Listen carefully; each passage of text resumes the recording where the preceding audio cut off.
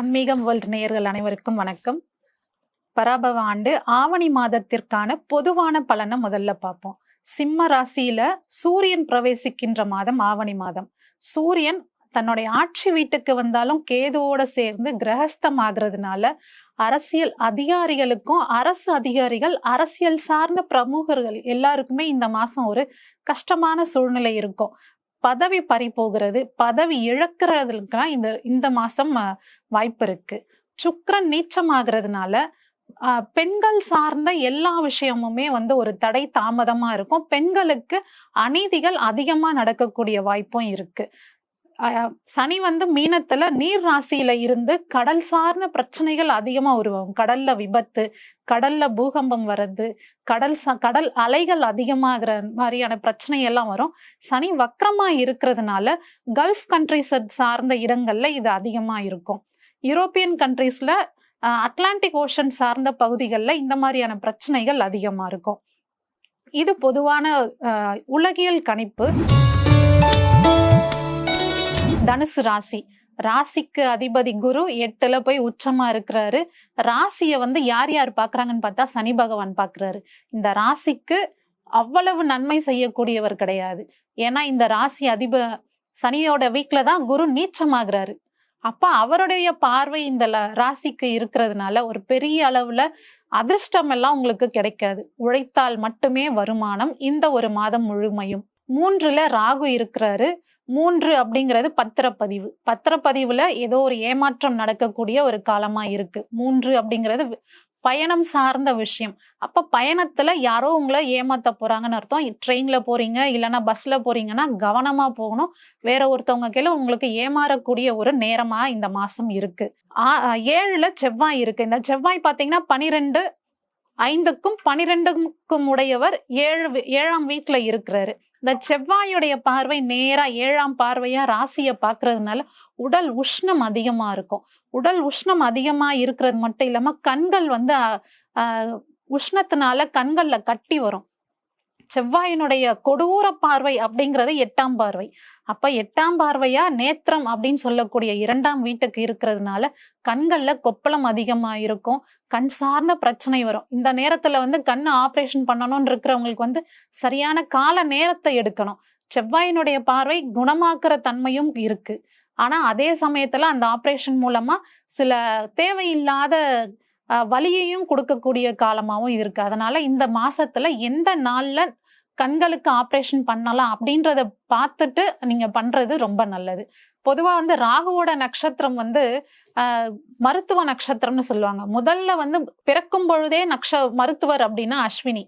அது இல்லாம கத்துக்கிட்டு ஒரு மருத்துவம் பாக்குறதுன்னா ராகுவோடைய நட்சத்திரம். திருவாதிரை, சுவாதி, சதயம் இந்த 3 நட்சத்திரம் இருக்கக்கூடிய நாட்கள்ல நீங்க ஒரு ட்ரீட்மெண்ட் எந்த விதமான மருத்துவத்தையும் நீங்க எடுத்துக்கலாம். தனுசுக்கு பாத்தீங்கன்னா இந்த தந்தை ஸ்தானத்துல சூரியன் எப்பவுமே காரகோ பாவனாஸ்தின்னு சொல்லுவாங்க. 9ஆம் பாவகத்திலேயே தந்தை காரகனான சூரியன் இருக்கிறது காரகோ பாவனாஸ்தி. அப்பாவுடைய பல பிரச்சனைகள் இன்னும் அதிகமாகும். ஏற்கனவே இருந்தா இன்னும் அது அதிகமாகும். புதுசா பிரச்சனை உருவாகும். இல்ல அப்பாவை இந்த மாசம் பார்க்கவே முடியாது. அவர் வெளிநாட்டுக்கு போயிடுவாரு. இல்லைன்னா நீங்க உங்களுடைய வேலை சார்ந்த விஷயமா வெளிநாட்டுக்கு போவீங்க.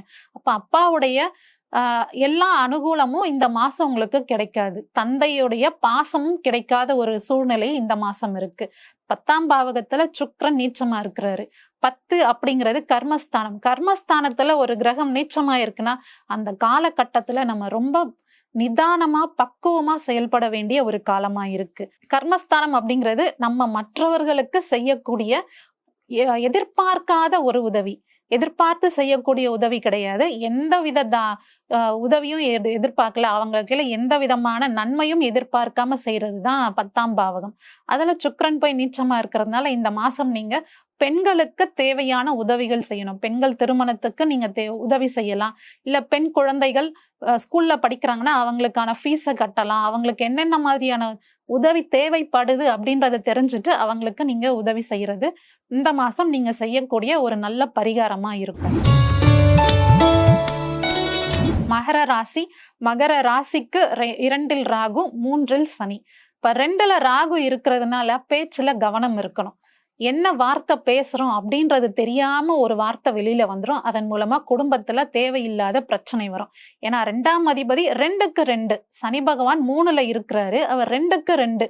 இப்ப சனிங்கிறவர் என்ன பண்ணுவாருன்னா தடை தாமதத்தை கொடுப்பாரே தவிர, வருமானத்துல ஒரு தடை தாமதம் இருக்குமே தவிர, பேச்சுல வந்து நிதானமா இல்லாத ஒரு பேச்சு, ஏன் இந்த பேசணும் அப்படின்ற யோசிக்கிற அளவுக்கான பேச்சு உங்களுக்கு இருக்கும்.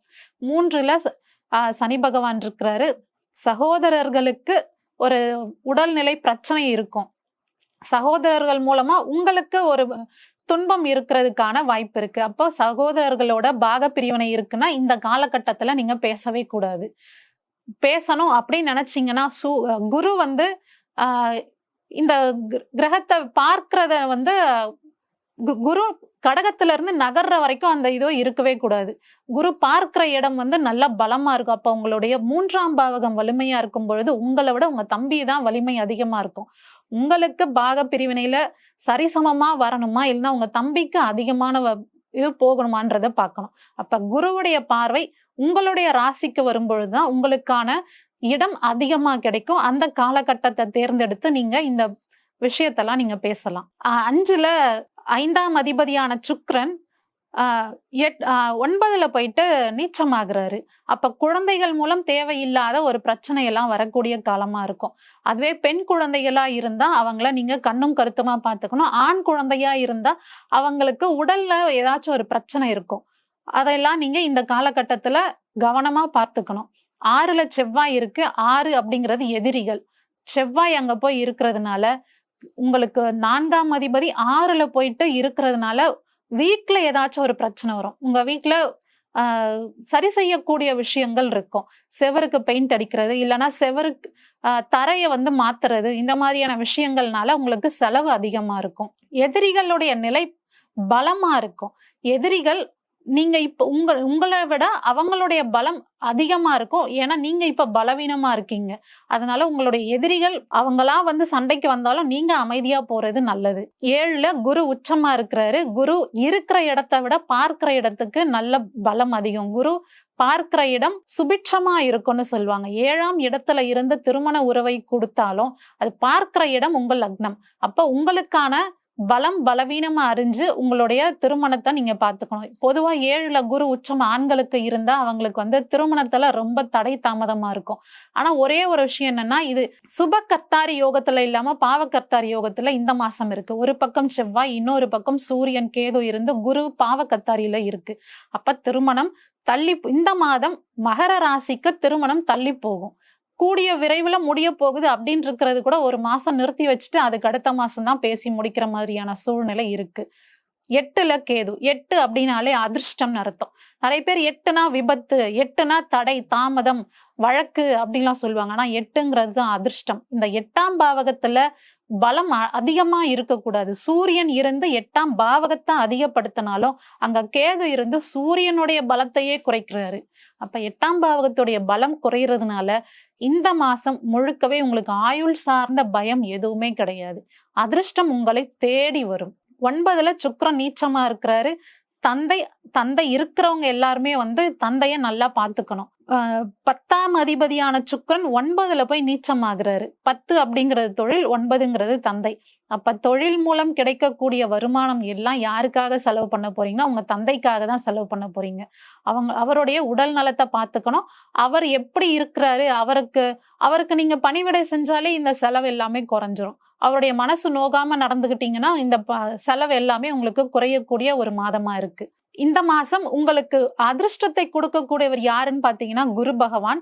இந்த வியாழக்கிழமையில நவ கிரகங்கள்ல இருக்கக்கூடிய குரு பகவானுக்கு போயிட்டு நீங்க சாதாரணமா எல்லா சாமியும் கும்பிடுற மாதிரி நவகிரகங்களை சுத்திட்டு குருவுக்கு சுத்துறதா நினைச்சு அந்த நவகிரகங்களை நீங்க வழிபட்டுட்டு வாங்க. இந்த மாசம் உங்களுக்கு இருக்கக்கூடிய தடை தாமதம் எல்லாமே சரியாகும்.